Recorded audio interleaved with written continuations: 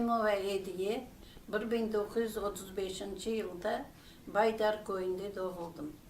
Xo'rantanız kaç insandan ibaret edi? Xo'rantamiz 11 can edik. Bundan 9 bala idi. Bundan ben 4. bala idim. Koyunuzda mektepler bar edimi? Köyümüzde mektepler var idi. Rus mektebi, Tatar mektebi idi. Siz mektepke qatnaydınız? Ben mektebe daha varmagan edim. Surgun etilgeninizde kaç yaşındaydınız?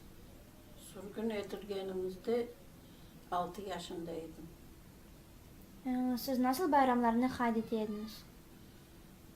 Biz Oruza bayramı, Kurban bayramlarını kaydededik. Bu vakitlerde Oruza günleri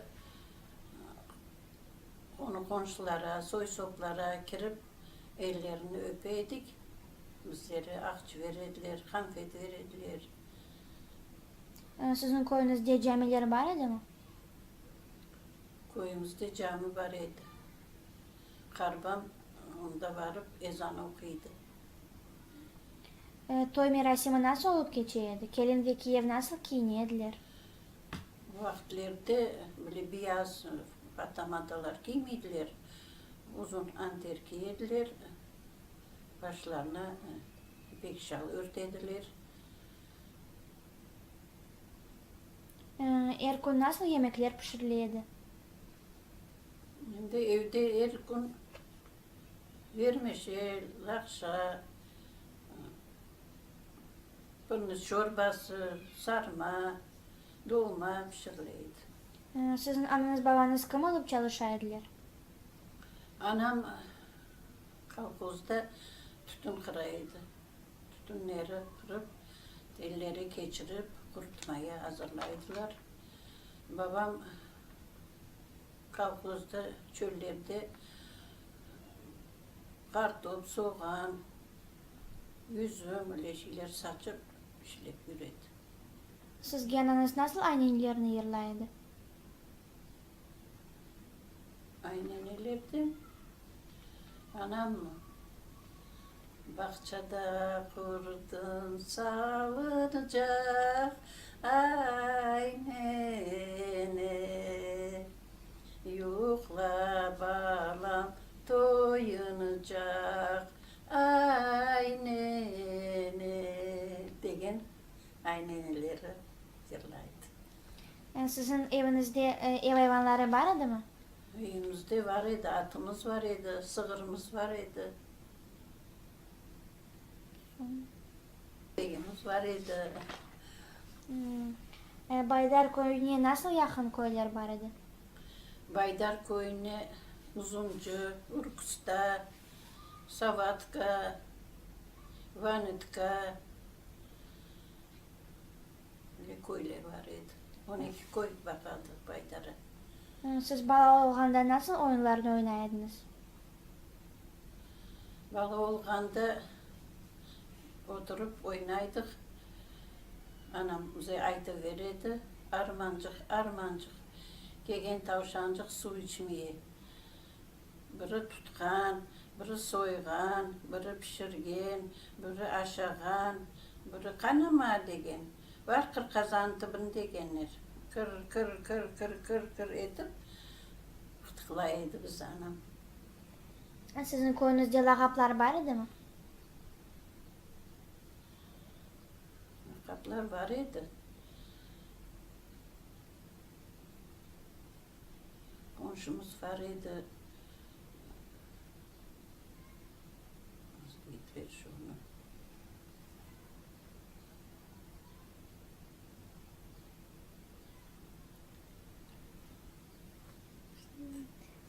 Sizin köyünüzde çeşmeler ya da ozenler bar edimi? Köyümüzde bize yakın Balaban çeşme var idi. Evimize yakın. Ondan su taşıydık. Kopkalarımızı doldurardık. Hayvanlarımıza verirdik. Ondan su taşıydık. Siz nasıl vazifelerini bilesiniz? Bir kızın anası, bir kızın ağzı Balaban eken. Son Balaban kızı olgan endi. Anası misafirliğe gitken birisi kese misafir anan yanında gitti dese bürlüge dep aydı. Ağzını açma çok dedi. Son misafirler kelgen oturgan kahve koyganlara son anan yanında gitti kızım dep sorasalar bürlüge degen. Ya anan böğürleri aşamaz mı dese ya etip ağzını açkan sonra onu korup ular durup gitkenler. Azbarınızda neler saçaydınız? Azbarımızda kartop saçadık, pomidor, biber saçadık. Bir şeyden az saçadık. Azizler var idi mi koyunuzda? Azizler var idi. Onda varıp anamlardan onda direkt Yalta'ya gitkendi yol kenarında var idi. Onda varıp su içip elimizi betimizi yuvup çocuklar asıp boyadılar varganlar. Siz nasıl atalar sözlerinden bilirsiniz? Atalar sözlerinden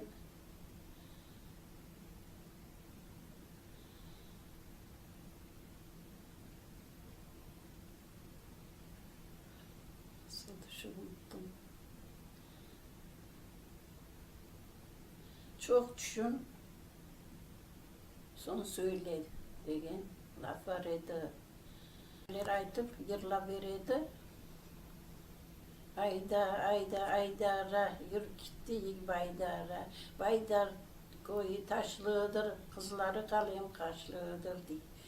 Son oğlanları da aydara, yürü gitti baydara. Baydar yolu taşlıdır, oğlanlar kara kaşlıdır deyip aytıverirdi bize. Baydarda doğan belli insanlarımızı bilirsiniz mi?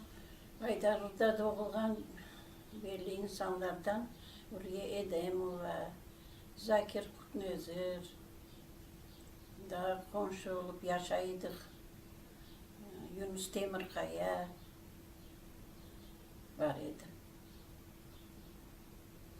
Yunus Temirkaya'nın iki oğlu bir kızı var idi. Karısı bizim yanımızdaki Detsatta vaspitatil olup işliydi. Bana kimerdi bağlarım Detsatta varganda ona da kiredim.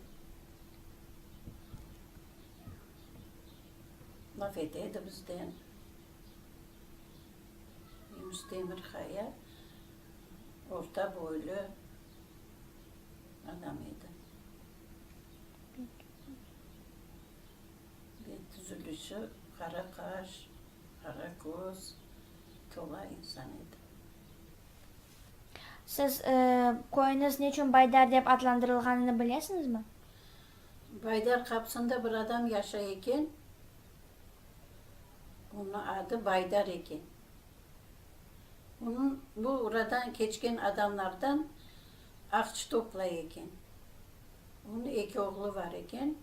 Bu balları balaban edip, östürüp, bunları toy yapıp, ev yapıp, evlendirgen. Son bu Baydar adı benim adımda, benim sahibimde degen. Ben de bağlarıma kaldıran bunu Baydar koyun.